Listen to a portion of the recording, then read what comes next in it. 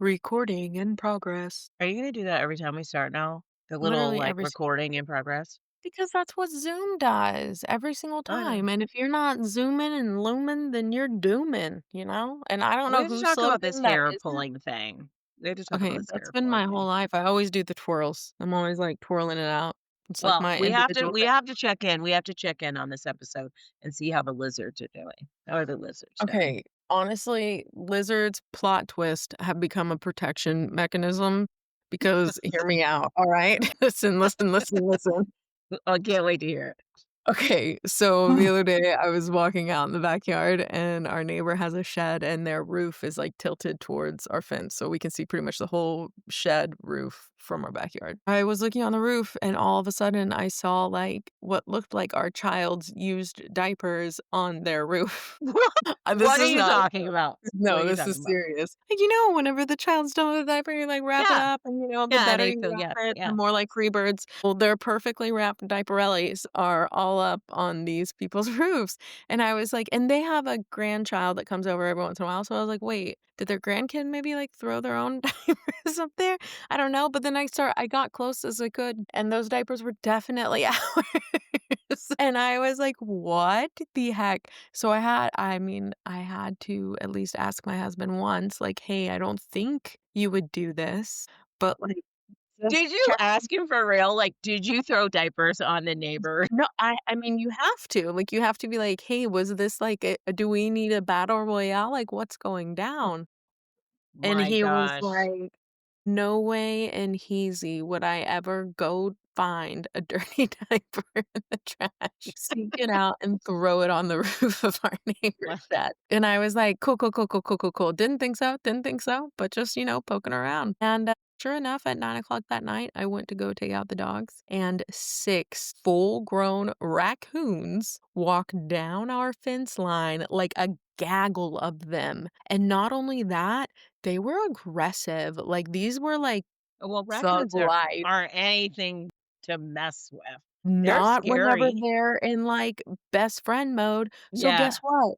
They all walk up to the shed and we're like, "Good, our dessert we left to bake in the sun." And they were the ones who went through the outdoor trash, got the diapies, put it out in the sun, came around nighttime and were like, "Delish." Brought them, went over the fence into the field. That is And so guess so what? gross. No, but you know what is the only thing that I think helped me rally was whenever those dang hyena/raccoons started, like, pumping up on me and being like, "What? What you want? These are our diapers." The only thing that protected me, one of those danged old lizards ran through, and guess what? That was just enough, and they backed off the fence, and they went, "Hip hop." And so the point is that at the end of the day, I think that these monstrous lizard iguana reptars might be a solution to the raccoon issue that we have had because of the field in the back of our house. Welcome to Talentless, the podcast that's all HR, all talent, and zero fluff, hosted by industry talent leaders Desiree Goldie and Ashley King, and made for recruiters who think of talent outside of the box. They're here to dig into the heart of what makes workplaces tick and sometimes blow up. They are not afraid to get into the messy, the meaningful, and the downright motivating. So buckle up, because they're here to make you the best in the business. Now, let's get to work.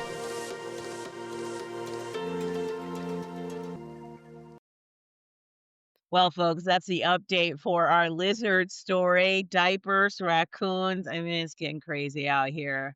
I Tonight, know. we're taping a little light and we're talking about how all roles aren't created equal. You can't hire a software engineer and a sales manager the same way. And so we're going to get into the nitty gritty of it all. And, I think this is going to be an interesting episode because if you've been following us and listening to us, we did industry nuances last time, and we did touch on the role stuff a little bit, but I think we are going to get into it a little bit more tonight. And Mm. so let's start it off. Ashley, Yes, ma'am. people say recruiting is recruiting, right? It's all the same. We said this last time on industry nuances, but I think I Mhm. wouldn't cook and I'm a big chef in my house, right? I Yeah. wouldn't cook the crème brulee like I would cook the steak. Mm. So I just think there's some business fundamentals that come along with how you hire in different roles. And I really would love to have you explain to the audience what we're getting into right now. Yeah, no, absolutely.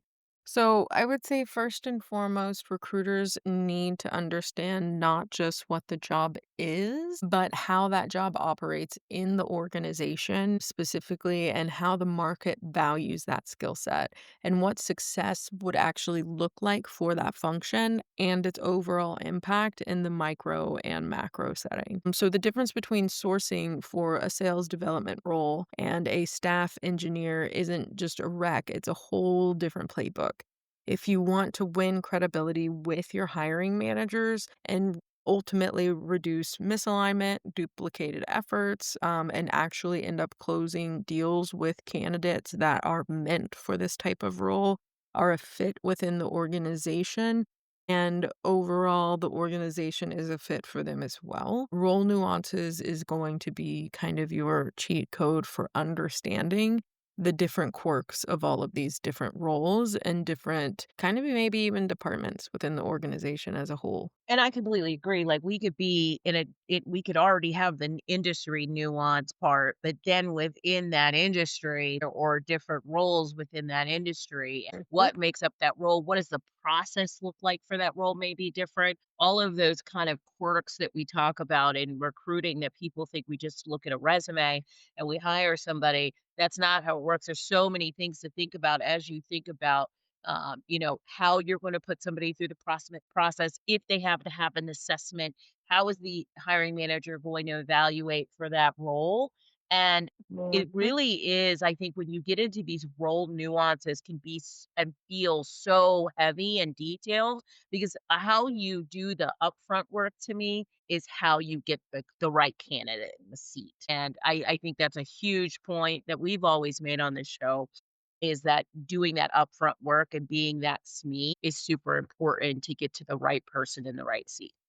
Yeah, absolutely. So I think that talent infrastructure as a whole and understanding the nuances of pretty much anything that has to do with the rec itself is going to be important. And so just like some classic differences, and I know that for niche roles, we actually, Yeah. and Steph, you didn't know before, now talent outside of the box, we actually chatted about how you can have sales roles, but because they're revenue generating, it actually can impact your headcount and how you maybe do layoffs or how you restart after doing layoffs or what roles go on hold and things like that. There's also a lot of different nuances within go to market and engineering as well. So some things that may seem common is like in go to market, communication's key because of your executive presence and you're communicating with clients. In engineering, communication is key, but it's not because of the same reason. It's because they usually work a lot asynchronously. They usually have like daily stand ups, depending on their environment, if it's like an agile or however that is.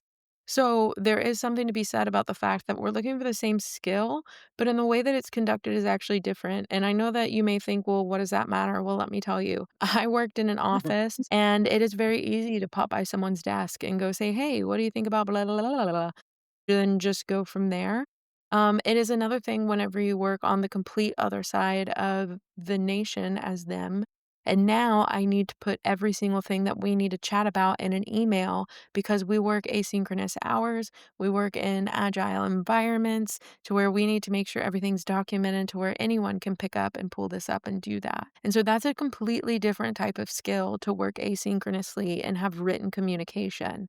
That means that majority of your stuff isn't social interaction like interface, it's social interaction like reading. And for Right. me, but I'm not that great at reading. I don't really enjoy it. I know that that sounds really not great. That's not to say I don't read books and specifically a ton of peer-reviewed articles, but it is to say that it is a very different muscle, and I would rather socially call up and ask someone any day versus no, that's not to say I don't want you to text me. Please don't call me. People always text me. Nobody wants a phone call. Nobody Nobody wants a wants phone a call. phone call, but it is to say that these are different muscles with the same title, and those are the type of nuances that we're talking about today, y'all. Yeah. Those really niche intricacies that differentiate what makes a good recruiter versus an excellent recruiter. And my love affair is with like go to market roles and like these Mm, kind of creative roles, these like really because I get into the sales roles and like I get really deep into the nuances of them. And I've been a sales recruiter for I feel like since I was started in sales. right. But, I think those sales roles are so different, right? They have to understand, they have to have, I hate the word rock star, but they have to be hungry and they have to be ready. Is there a hunter or a farmer? And you have to understand what that person's looking for. What are their growth targets? Understanding all of that. And can a person just live on commission sometimes? Sheesh.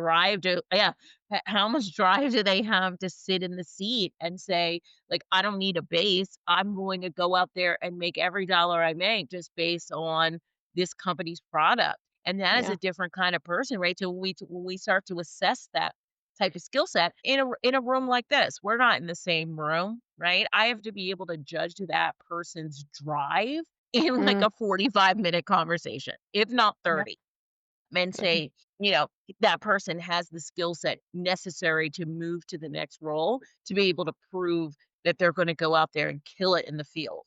And that is, yeah, and I know engineering is very similar but different. And I use that on purpose and intentionally to say that there are certain nuances of each of these roles that are like, hey, if they can't do this in the room with you in 30 minutes, they're probably not going to be able to do that. So I think listen, I've met the best technical recruiters. I've met the best sales recruiters. I consider myself one of them, by the way, just so everybody knows. But when you sit in the room with them, they're able to pick up those things really quickly, right? They're yeah. able to say this person can work asynchronously. I cannot say that word, so forgive me. And other people, and it's also I'm very tired. Also, Y'all, that excuse all the physicals. and then, sales recruiting, to be able to say 30 seconds or whatever it is, this person has the personality to work for whoever is the hiring manager. Some of that stuff gets really, really tough. And I think if you come to it prepared, you do better. But it's not always true that you're completely prepared to do that work if the hiring manager doesn't let you. Yeah. I will say that I feel the, like, theoretical and logic approach to Yeah. both are very different in the sense of, Yes. like, kind of what you were saying, but in the sense of, like, sales is like, "I know in my gut in 10 seconds." Yeah. Engineering is like, I need to put them through 14 rounds of Yeah. tests. I'm gonna I need a agree. different analysis. I need all their back work from GitHub. I need, like I mean, it's like Yeah. 50 different points, a full constellation of data that they would like for you to pull, and I mean, it's just 2 very different approaches, both of which not really that great. You'll either get analysis paralysis or be judging on your gut, which is just a thing to say, "I'm judging based off bias, no Yeah. logic." Yeah. And so, essentially, we have to talk both of them off the ledge and back more into Yes. center, and in Absolutely. that work is whenever we realize these different nuances, it's the impact and how it stretches us as recruiters to have to say, "Man, more doesn't always necessarily help your decision making." We know that with just, like, cognitive dissonance in general, the more choices you have, the more loss you feel whenever you pick one. 'Cause it's Yeah. like, "But I had to turn down 90, turning down 3," and it's like, "No big deal. I picked what I wanted." And that's why weird fact, and this isn't even talent outside the box time, but that's why a lot of people actually report sometimes dissatisfaction with Cheesecake Factory. It's actually because they have so many options that people actually say that they enjoyed it less versus whenever they only do special menus and have perhaps 2 pages. Do you But know they have this is still my stuck. favorite?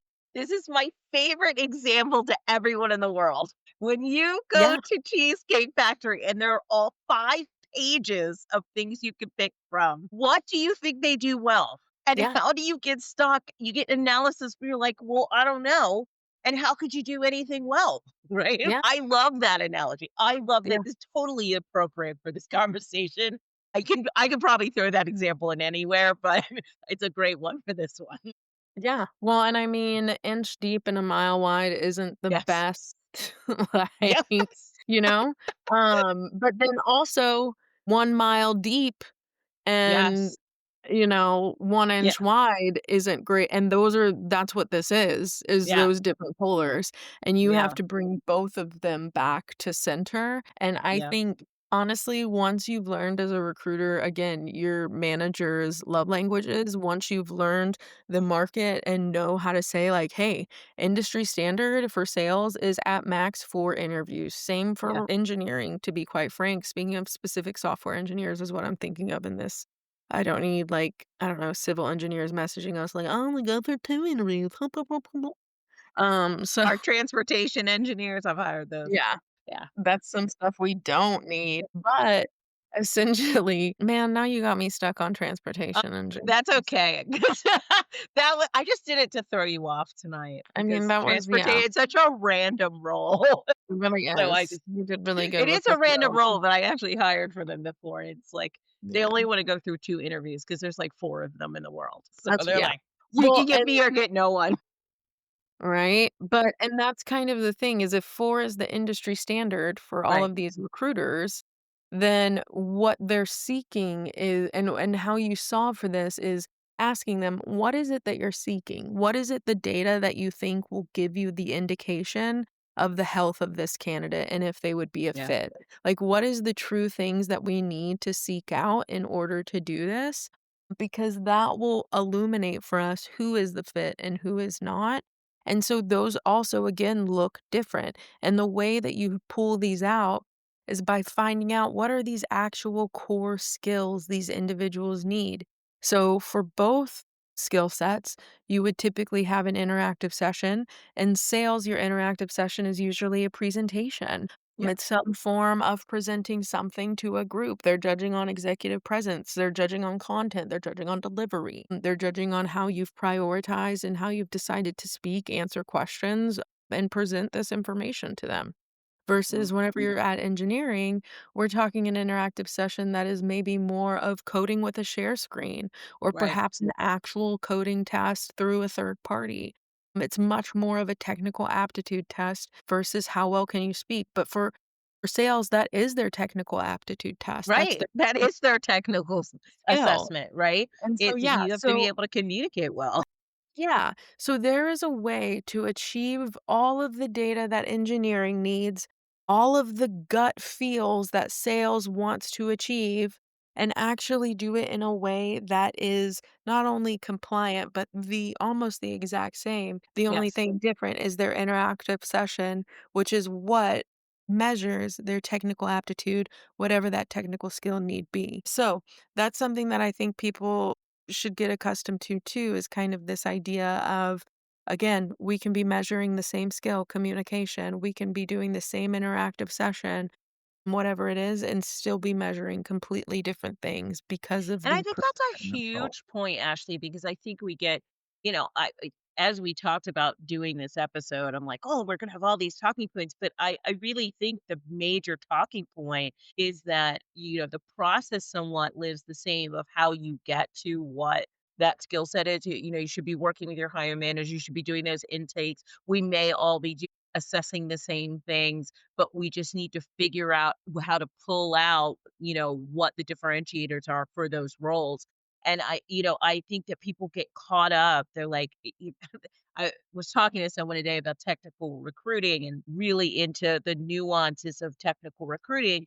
And we get so caught up in that engineers are so different, but so are salespeople, and so Yeah. are you know directors of marketing, and so are of course I use myself, and so are like the next social media people. They all have all their own nuances, but as you lead them and assess them, you can almost get to the same process, just what you're assessing becomes different, or their assessment, their interactive session.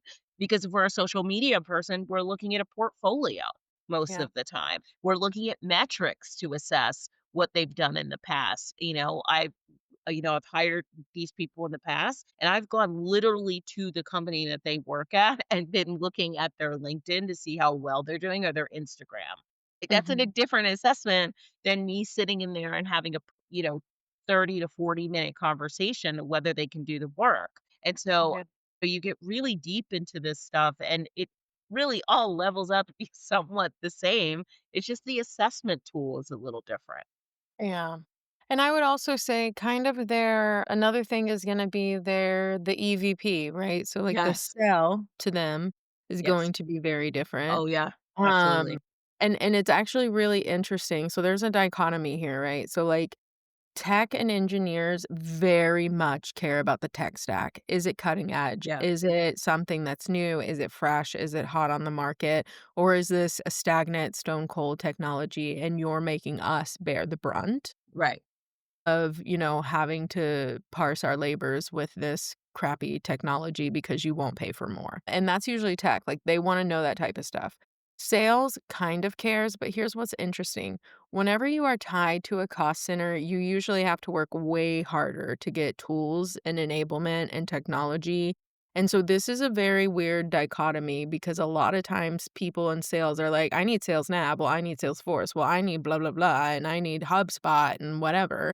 And then they can get any tool that they want. Why? Because they're bringing in a ton of money. Yeah. They are how the business runs in general. Without income, you have no outcome, which means you have no employees.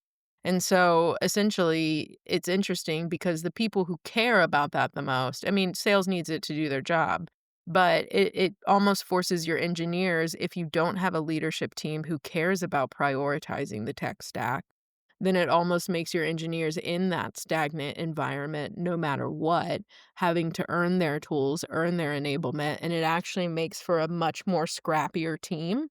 So I know it sounds weird, but those organizations where maybe they didn't have senior leadership that really focused on cutting edge tech, that means that they've had to be an autonomous learner and very, very scrappy. And sometimes that's a nice cue to see on a resume too. So like weird loop here, but just a I know little we call. keep This episode is brought to you by DEI Labs, re-educating corporate America with immersive, data-driven DEI training for HR and hiring pros. Ready to shift systems and spark real change?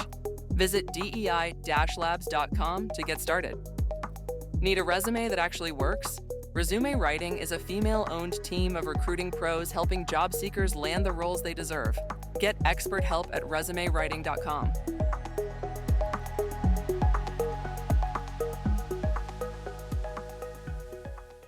talk about sales and marketing, but this is a great point because the EVP does matter, right? If you're a person who comes from a high tool, company and you're going to a smaller company that has no tools, right? For sales and marketing, that does matter, right? Mm, Like if I don't have a CRM and I've never worked without one, they want to know, like, do I have to yeah, work without a CRM? Do I have an SDR or a BDR to back me up? yeah, If I don't have any of that, I've never done that before. That's how I've done my sales. And then you've had people who have had none of that who, are like, I don't need any of that. I'm going to go do it on my own. And, yeah, salespeople are truly focused at the end of the day is what does their comp look like? Like you yeah, have to be able to explain their comp to them to the nuance, right? OTE, all of those questions, they wanna know, and they yeah, wanna know how many times people have actually hit their goal, because you yeah, can set all these wonderful numbers. If no one's hitting their goal, sales is like, "Okay, well, no one hits it."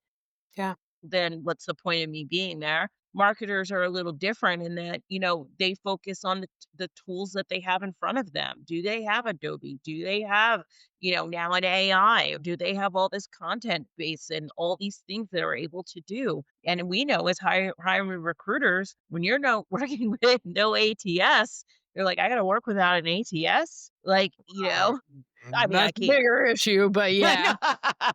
But you know what I right. mean? You have to find someone who could pull and there's a lot of people that are like, "I don't wanna work someplace that doesn't have that." So, I think tools and resources is a huge thing. But I think this leads into this other piece of this, which is, like, the exempt people versus the non-exempt type of roles that, it's a very different to me, it's different. I would love to hear your opinion of whether that affects how you hire. as well, whether they're exempt, not exempt, are they working hourly, are they not? How does that affect kind of hiring in your Oh, that opinion? changes everything. Yeah, I mean, it changes the whole conversation, it changes your EVP, it changes your persona aptitude, it changes how you should do your interview, it changes your market. I mean, there's not a single thing that that doesn't change. I mean, even your benefits. I mean, yeah, just even the most basic of things all changes. How yeah, your work works, clocking in, not clocking in, having freedom to take 2 hours at lunch, having no freedom to take 2 hours at lunch, yeah, having to do a DuPont schedule, having to work 8 to 5. These are all very different things, and so with that comes all sorts of different bags.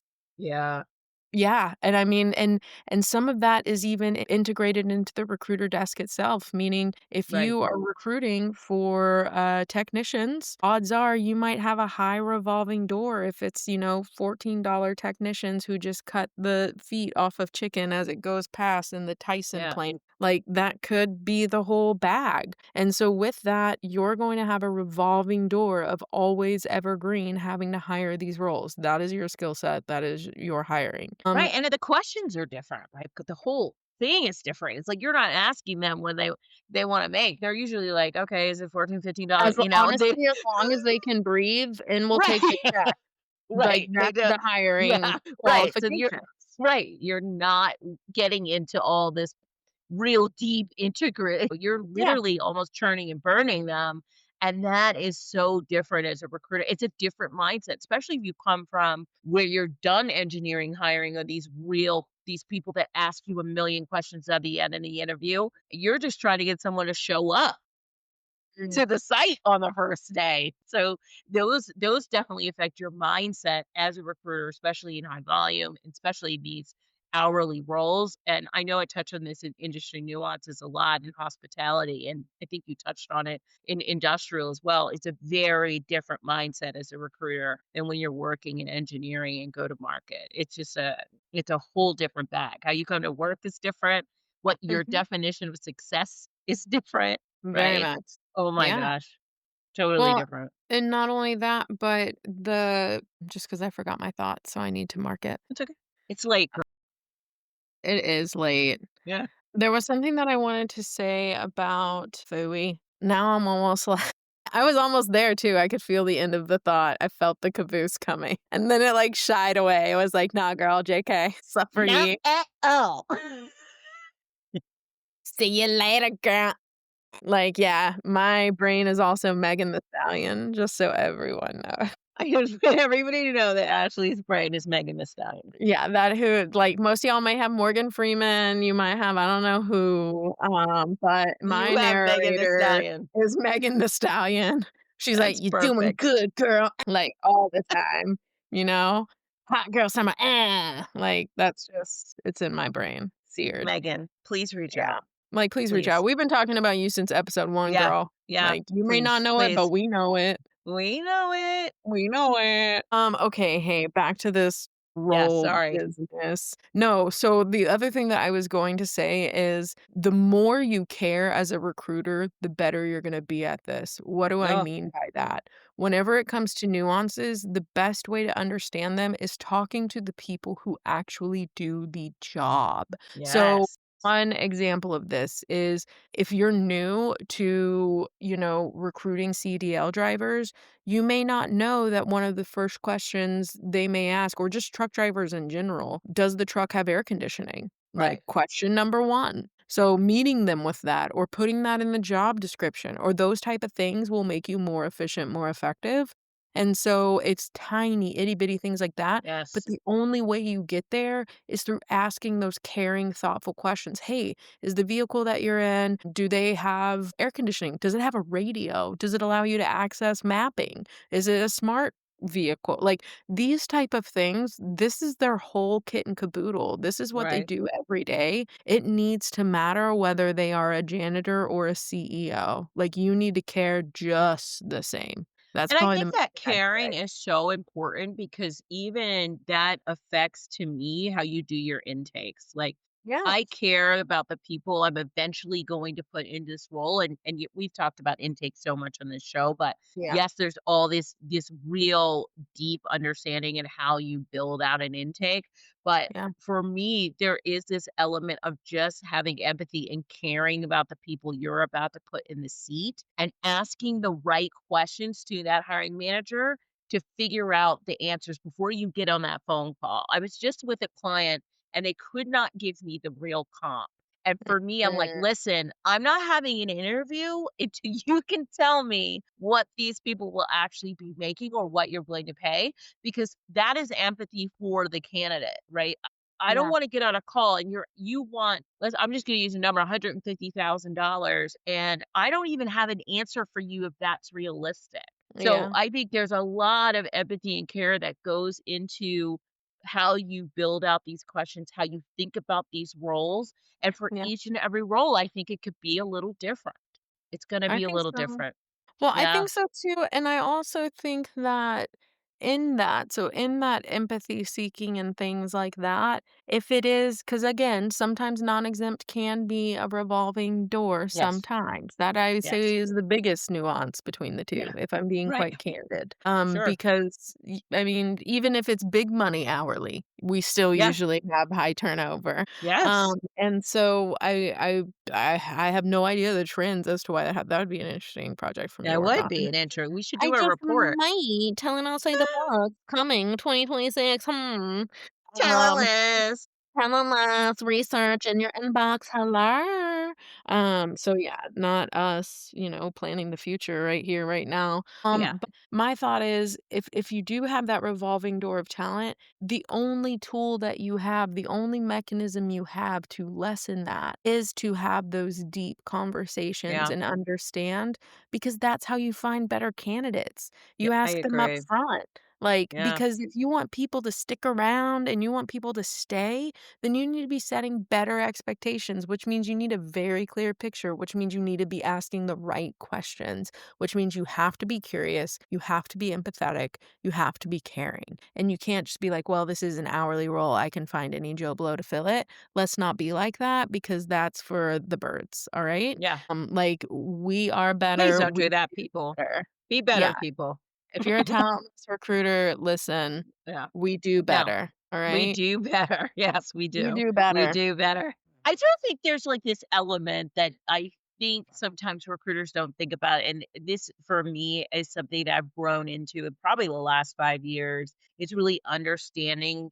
And I'm not an HR person. It was never my goal to be in HR, but Word. understanding some of the like legalities and compliance stuff that comes with a Mm, lot of these things. And it's been a yeah, really tough road for me for 5 years because I read a lot, but I don't wanna read an HR book, and I don't wanna read, like I don't wanna read compliance stuff, but I do think there's this element that recruiters need to understand, especially in those hourly roles, that what they're allowed to do and what they're not allowed to do or say or whatever, and I think that sometimes we skip that part because we figure we're not in HR, but I think that's super important for people to at least understand the nuances to that particular role. And maybe I'm overstating it, but I know it's helped me be a better recruiter. When I was introduced to recruiting, no one sat me down and was like, "Here's all the legal and compliance things you should be thinking about." No, they're yeah. like, "Fill the seat, put a body in the seat."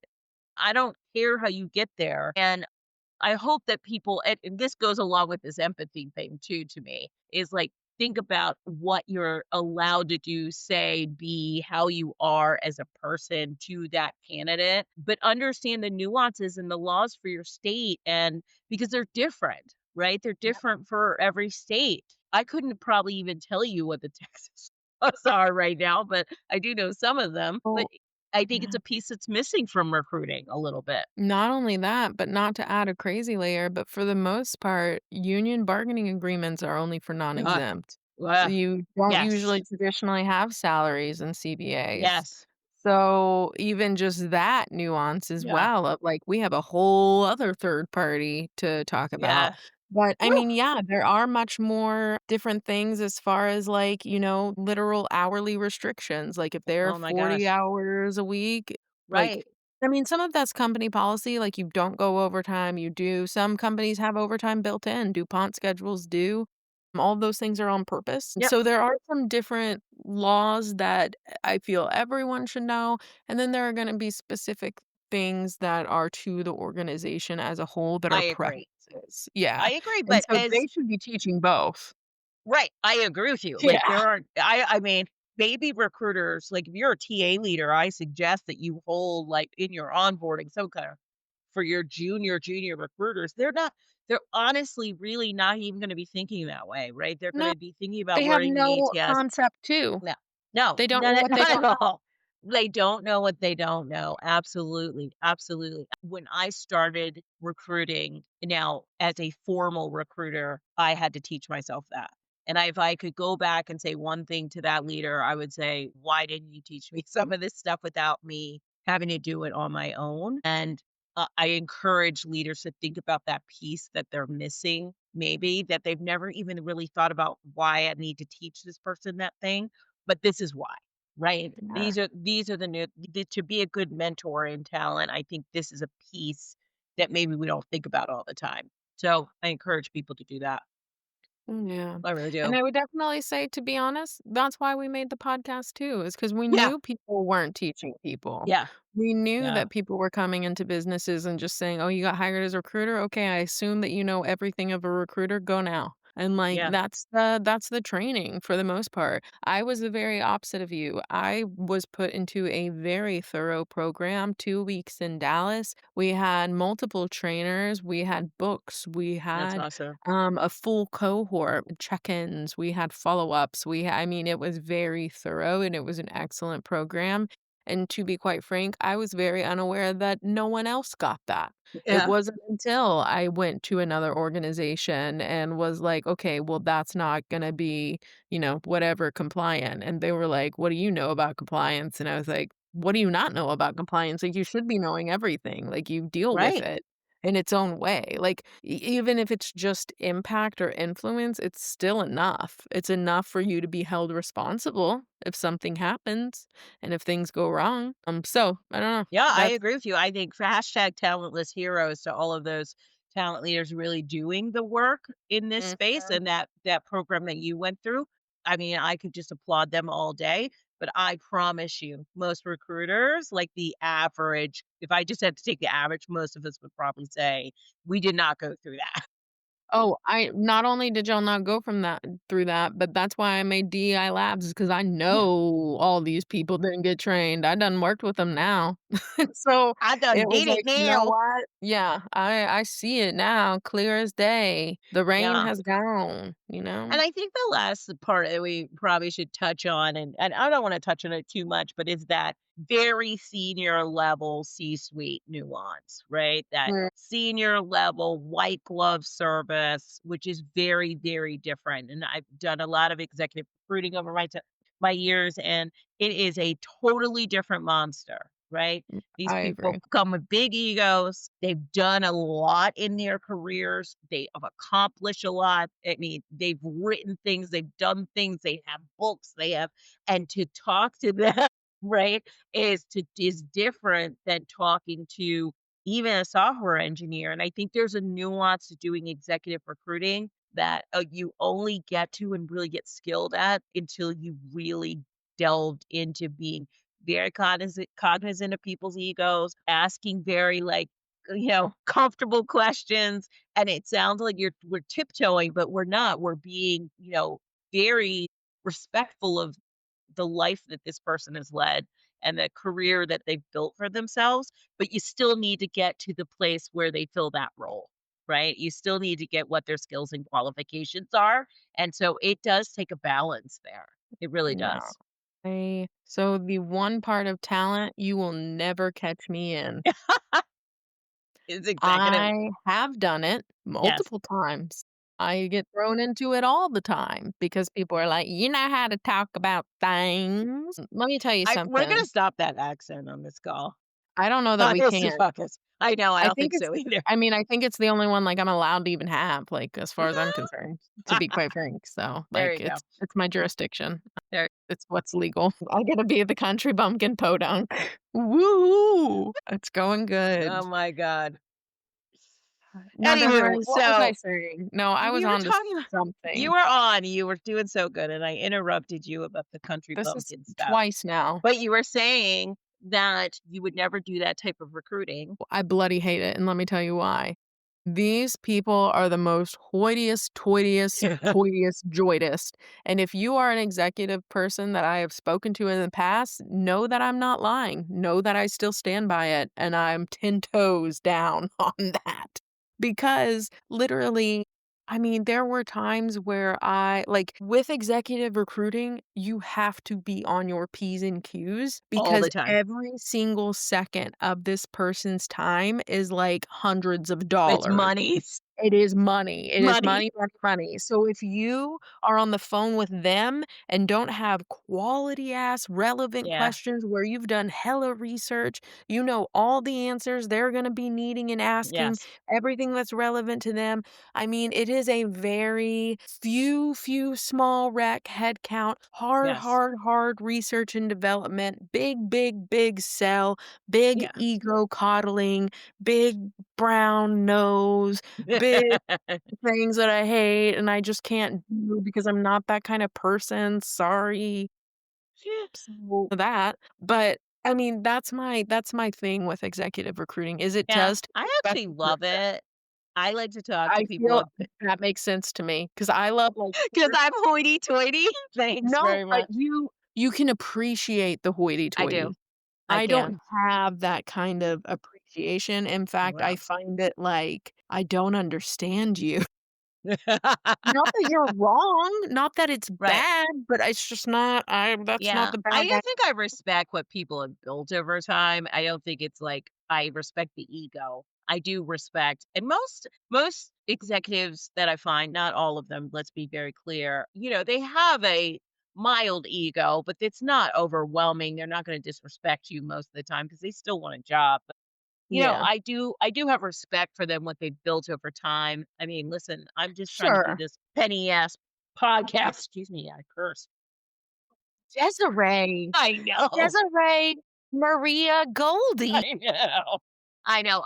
But I'm just trying to do this little podcast. They've, done things and actually don't want to do, but they've done some great things. And I so I'm mean, always a yeah. little bit respectful of them. And we have some great conversations and sometimes I learn a lot. So it's always for me, I think there's just a respect level, but I know it's different. And I know that going into those conversations, if they schedule 45 minutes, they want all 45 minutes and they are probably gonna go over, right? Because they talk I about mean, themselves if a they lot, talk right? yeah, if you ask them about them, good lord, get ready for their Get podcast. ready for the they're Yeah. doing a whole podcast They're gonna episode. give you a podcast, their favorite monologue, their auto bio. Here it goes. And that's And honestly another reason that I hate those is because those calls last forever, and I'm like, yeah, "I they just go asked long. you one question, and that was, 'Where are you located?' And now I know about your kids, why you chose this college route, how you lost all your Uh, money, went bankrupt, got divorced, and now have a book." Like, "Okay." And that's oh my why it's so true, though. It's so true. It's so true that they will like, go down that rabbit hill. But I don't know. I don't mind it. I know. Honestly, it's me. I am the problem, and I know that. I always have been. I have met really, like, great famous people and just been like, "What's up, dog?" Like, and it's gotten me in trouble Only sometimes, Ashley. but it's also gotten me in the room because they're like, "Alright, Yeah, you're not trying to just toot my horns," and I'm like, yeah, "No, I didn't even know you had a horn. I don't even know who you are," like, half yeah. the time. So I will say though too, though, being a SME in that moment is the most important because if you yes. even falter a little bit, like you don't know what I think you mentioned this a little bit, but if you don't look like you don't know what you're talking about or what that Oh. organization does or how they can benefit, what the role is, the process, the comp, they're like, okay. And you could physically feel through the screen that they're like turned off. They're like, Oh, yeah. okay. And so I Yeah. think that being a SME, I'm not saying not don't do it everywhere else too. You should be always that person. But I think in Yeah. executive recruiting, it's definitely a different level of having all the answers and Well, it's having a them at totally the different ready, bag. right? Ready, having them relevant, and Yes. then, like because that's again, because time is money for them, Yeah. and if you're not giving them money, you better be giving them knowledge. That's the other Yes. commodity that they will accept, and if you can't bring that to the table and all you're bringing is your plate, they don't wanna Yeah. eat with you. No. Like, that's the sum of its parts, and honestly, I think that's why I'm kind of cool with just being like, "What's up, dog?" Because I know if I'm saying, "What's up, dog?" I know my shit, and I'm Yeah. gonna bring to the table a plate full for you. But I do think that confidence in executive recruiting is 100% how you come at recruiting Yeah, there. You have to come confident because you do. they can smell it when you're like, when you don't have a little bit of confidence, they can smell it and it turns them off immediately. So I believe in the what's up dog moment. I believe in the Yeah, like, I can't maybe even just say not that starting with correctly. it. I can't even say like what's up dog correctly, people, but What? yeah, what's up dog? Like "What's up, dog?" my wife can say it better than me, I just want everyone to know, okay? Didn't This they is used to real. say that on the Taco Bell commercials, the little taquito Yes, Taco Bell? "What's yes. up, dog?" Yeah, Yeah, don't say okay, that again. whatever. Okay, well, I Thank loved that you. dog. This is this this has been a wonderful, wonderful episode, but this is the part of this show where we get into the cognitive and psychological side about what we've been talking about, and Ashley King always brings us the knowledge, so I'm gonna let her do the talent outside the box. Alright, alright, alright, alright, alright. So, one thing that I wanted to share with the team, and this is actually going to be a little bit different than cognitive psychology, this is going to be a recruiting tip. So, listen, it's late at night right Ooh. now, no one has to use their brain. Love it. So, yeah, here we go, here we go. The trick I use to better understand the actual skills needed in a role whenever I am working with a hiring manager is a quick kind of combo and simple question. So, whenever the manager names a skill, let's think of a recruiter. I need my recruiter to be able to source. I need my recruiter to be able to screen, schedule, have manager influence, all of these different things. One of the things that I often ask is how often are they going to do this task and what is the importance of this task? One of the examples that we've used before on the show, and I will, use it again here, is whenever we do think of a recruiter and the most important thing we do is fill roles, right? Like we get booties and seats, we get high quality candidates, things like that. However, what we do the most is probably sourcing, screening, communicating. Like, it's a very different skill set of what it takes to fill the role, those acts, versus just fill the role. And so whenever you differentiate that and you can see what happens most often versus what happens is the most important. For instance, we reject 100 candidates, offer one. Which one happens the Yeah. most often? Declining. And so we need to be best at that. Not that we should be shabby at, offers. We want to always close, but we also want to be great and diligent about the other 99 as well.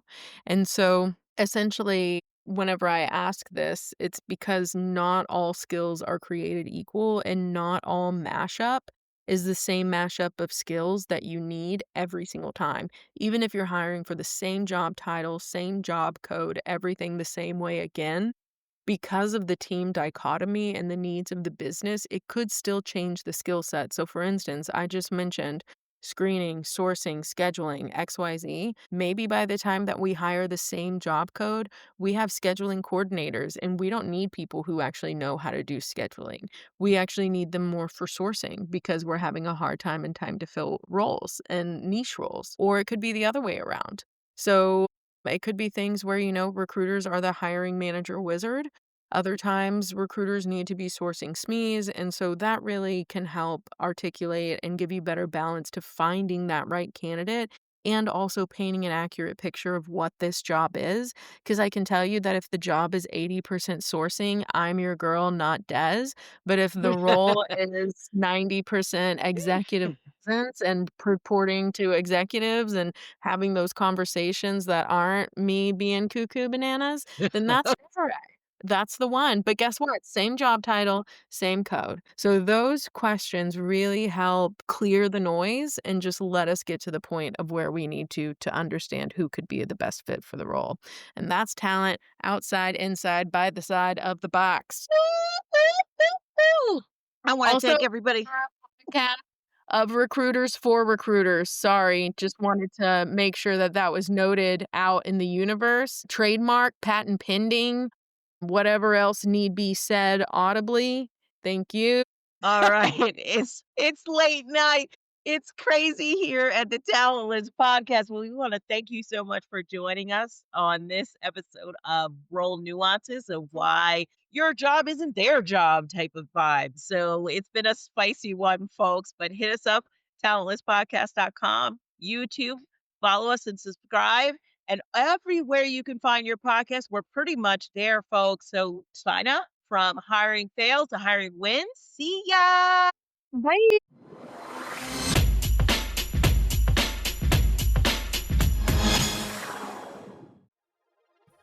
I'm Desiree. And I'm Ashley. And thanks for listening to Talentless, where we keep it real in the world of HR. If you loved what you heard, don't forget to hit subscribe and give us a follow on Blue Sky, Instagram, and LinkedIn. We're here to keep your feed packed with everything you need to level up in recruitment and HR. And be sure to subscribe wherever you get your podcasts. And hey, don't miss out. Sign up for our newsletter for fresh insights and follow us on socials to stay connected with both Ashley and me. Thanks again for joining us on Talentless. Until next time, we'll see you then.